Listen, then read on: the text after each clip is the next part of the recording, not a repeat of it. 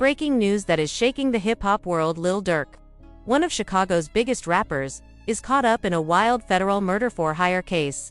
But the real shocker, his own close friend Vanny snitched on him, sparking a betrayal so deep it's threatening to tear their whole crew apart. What's really going on behind the scenes? Why is Vanny's family so furious? And how close is Lil Durk to walking free, or facing life behind bars? Stay with me, because everything you thought you knew about this case is about to be flipped upside down. Let's start with some breaking news. Rapper Lil Durk, whose real name is Dirk Banks, is facing serious charges linked to a for-hire case. He's from Chicago, and last night, he was arrested in Florida. This mugshot shows him after the arrest. Things took a wild turn when his close friend Vanny snitched on him, which is a big deal for Lil Durk's court case. Lil Durk's sister-in-law did not hold back when she took to Instagram to call Vanny a rat and a snitch in connection with the federal for-hire case that's shaking up their circle. Her words came straight from the heart, showing just how deep the betrayal cuts within this tight-knit group. To her, Vanny's actions were unforgivable. Someone who was once trusted now turned into the very thing that could break the whole crew apart. This public call-out added more fuel to an already blazing fire surrounding the case. Meanwhile, in court, another important update came to light. Lil Durk is no longer in the custody of the Bureau of Prisons. While this might sound like good news, it usually means that he has been released from jail but placed under house arrest. House arrest allows a person to serve their detention outside the traditional prison environment, often at home, with strict monitoring in place. For Lil Durk, this could mean being confined to his residence but having some comforts, like maybe getting a new stack iPhone to stay connected with the outside world. It's a kind of middle ground between full freedom and prison, offering more privacy but still controlled. Now, the snitching drama that's at the core of this case is as complicated as it is intense. Vanny, once a trusted friend, was texting someone he believed was on his side, someone he thought he could count on. But that trust was shattered when this person turned on him and leaked their private messages to the authorities. Those texts revealed Vanny's plan to plead guilty to a 32, which is the base charge under the for-hire murder case. The stakes were incredibly high. The maximum sentence for this charge is a harsh 43 years behind bars, but with Vanny's plan to take a plea deal early and his lack of any criminal history, he was hoping for a much lighter sentence, somewhere between 5 to 7 years. Vanny's messages show a man scared of the unknown risks of a trial. He expressed that he didn't want to go to court and risk getting got like the other boys. This cryptic phrase referred to Jam, another member of the circle, who also turned snitch. Jam's situation would come to light later, but the fear Vanny felt was very real. The idea of going to trial and possibly getting a life-changing sentence, or worse, was terrifying enough that he preferred to cooperate with the prosecutors and take a plea deal.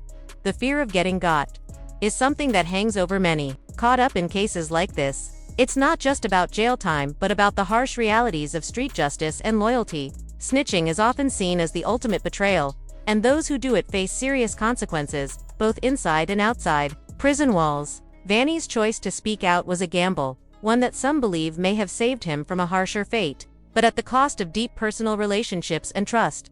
This tangled web of loyalty, betrayal, and legal strategy is at the heart of the ongoing drama around Lil Durk and his crew. The stakes couldn't be higher, and the fallout from these snitches could change lives forever.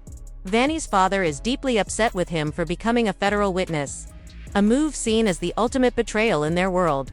Taking to Twitter, Vanny's dad didn't hold back. He claimed that Vanny might have even been involved in planning the deaths of Lila Ben King, Vaughn, two people whose deaths have shaken their community. This was no small accusation, as it suggested Vanny's involvement went far beyond simply cooperating with the authorities. It hinted at a darker side where he may have had a hand in orchestrating violent acts.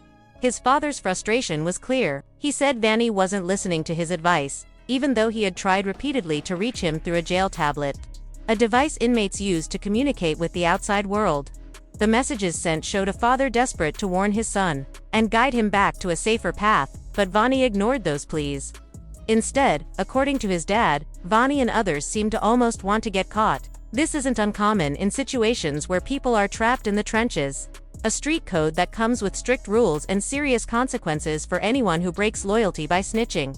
This trenches paint refers to the unwritten rules of the streets, a brutal code of silence that carries a heavy price for those who betray it. Vanny's father used this phrase to explain the harsh reality of their environment. If you talk to the authorities, you risk not just your own safety, but the trust and respect of everyone around you. His tweets made it clear that he believed Vanny was ignoring these dangers, and was headed down a path that would only bring more trouble. But the story of the texts that caused so much confusion is more complicated than many realize. When Vanny's messages leaked, people jumped to conclusions. Some thought the texts showed Vanny openly snitching, revealing everything to the feds without hesitation. However, the reality was quite different. The messages were mostly about what Vanny was planning to say if he cooperated. They were his way of strategizing, deciding how much to reveal, and how to handle the situation with care. It wasn't a full confession on the spot. Many people were worried that Vanny might reveal too much about V, a mysterious figure involved in the case. There was speculation about who V really was and how much Vanny was willing to expose. But the truth was that Vanny didn't outright say who was behind the killings or other crimes. Instead, he hinted at it in vague ways, keeping some secrets close even while cooperating. This selective silence suggested he was trying to protect certain people or avoid saying things that could put others in immediate danger. This selective approach is common for those caught between cooperating with law enforcement and staying loyal to their own. It's a dangerous balance to maintain, especially when lives and freedom are at stake. Vanny's situation highlights the intense pressure people feel when forced to make impossible choices between protecting themselves legally and protecting those they grew up with or care about deeply. The impact of Vanny's cooperation and the tension it's caused within the community shows just how complicated and painful these situations are. It's not just a legal case. It's a story about family, trust, loyalty, and betrayal. Vanny's father's tweets and warnings underline the emotional toll this has taken on everyone involved. In a world where silence is often seen as survival, Vanny's choice to talk has turned his world upside down. And while he may be cooperating with the law, the consequences of breaking the street code will likely follow him for a long time. The whole situation paints a picture of how hard it is to navigate these dangerous waters once the lines between loyalty and survival start to blur. Vanny's dad comes from a street background where, if someone snitches, it's okay to snitch on them back, no mercy there. He spoke openly about this, showing the harsh reality of their world. Now, why did Vanny snitch? The answer lies with his family ties. Vanny is related to someone called Didi, and this connection is important. New body cam footage from a guy named Lil Ted, who begged to snitch against Lil Durk and his crew, changed the case.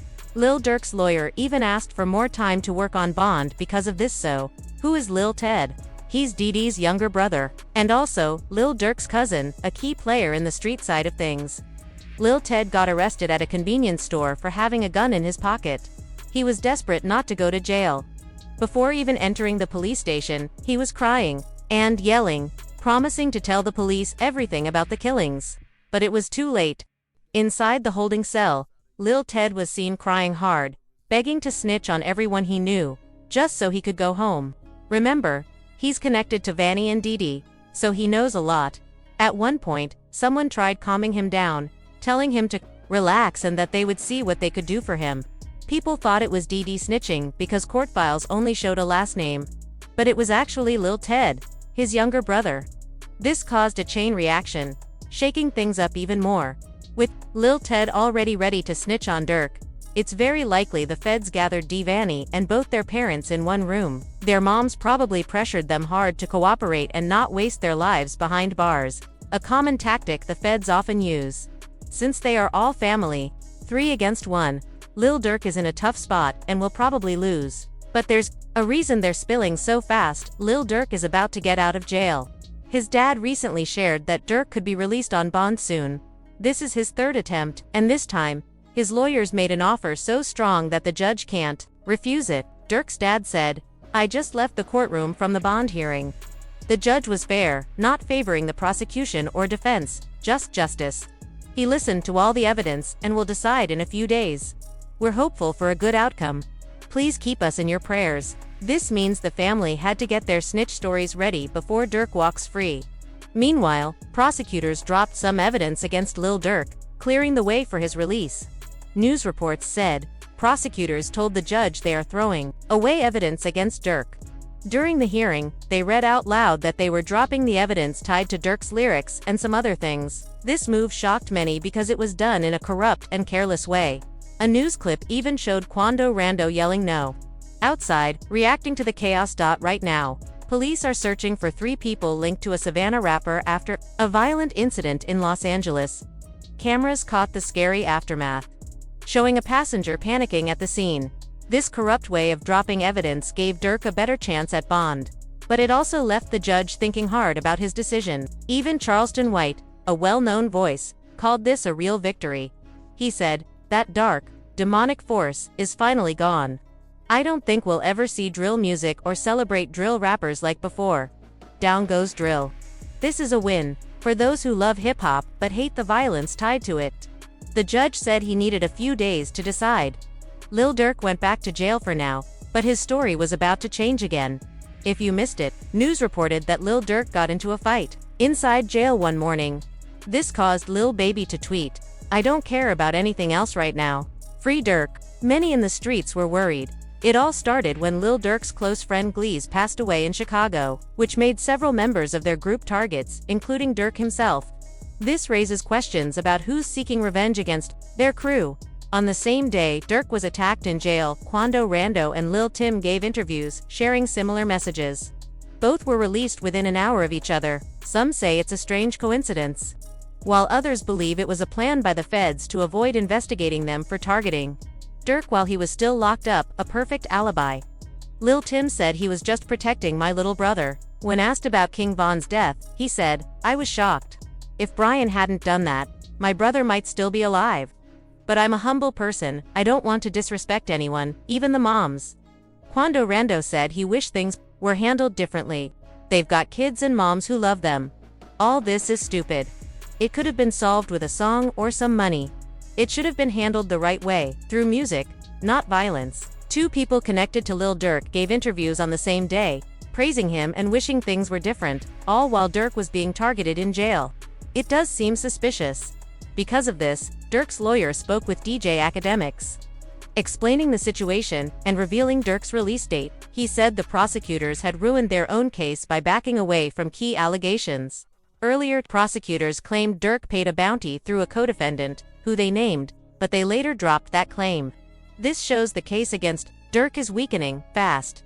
Now, the prosecutors have backed off the claim that Lil Durk paid a bounty through his co-defendant or anyone else. The fact that they dropped this allegation shows they realized they cannot prove it. Durk's lawyer explained that the case against him is getting weaker by the day. At one point, the feds only had his song lyrics as evidence, which his lawyer called a joke. And now, they are not even using that. Here's how the case went.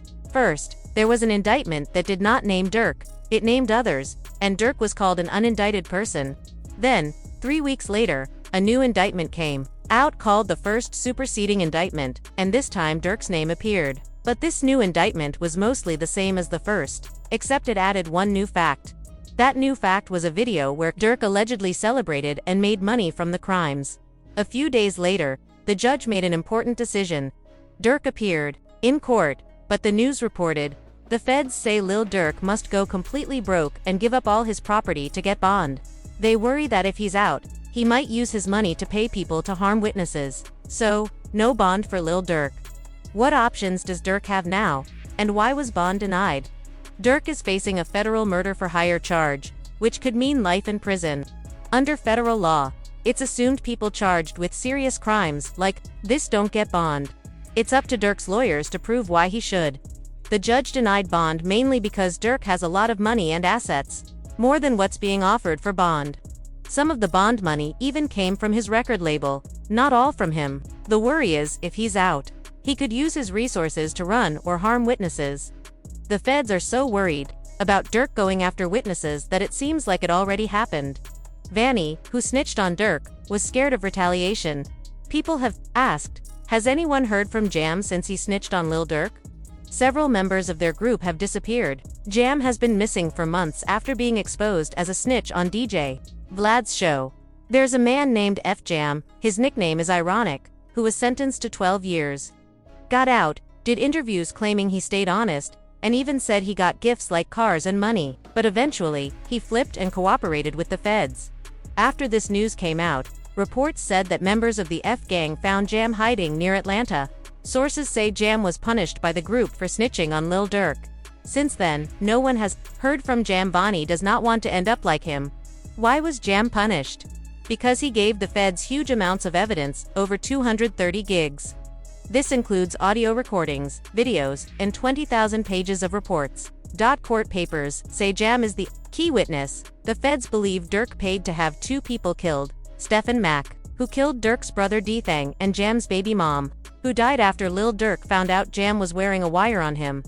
Jam's information might put Durk behind bars for all 3 crimes. Durk now faces 2 more cases after the one with Lil Pab. Durk first realized Jam was a snitch during an Instagram live. Which started all this? Jam was caught on camera whispering into his jacket, asking someone to check on their man. He was acting strange for a while. Lil Durk knew something was off months before Jam got arrested. People say Durk has been playing 3D chess all along, meaning he could see Jam was going to cooperate with the feds from far away. Durk's lawyer even said, "I can tell if someone's going to snitch just by talking to them for a minute." Because of all this, Lil Durk shared how careful he has become. He doesn't even let his friends know where he lives anymore. And nobody is allowed inside his house, not even his closest friends. He said, "I just don't trust people around my kids. I'm different now. We don't have family nights at Durk's house. Everyone is being watched. He watches everyone closely, especially those near his kids." Durk isn't playing games anymore. Interestingly, F-Jam, the same man Durk gifted $50,000 to during an Instagram live, is the one who snitched during that live. You could see people in the background. The feds investigated and found those same people were seen shopping for jewelry with King Von.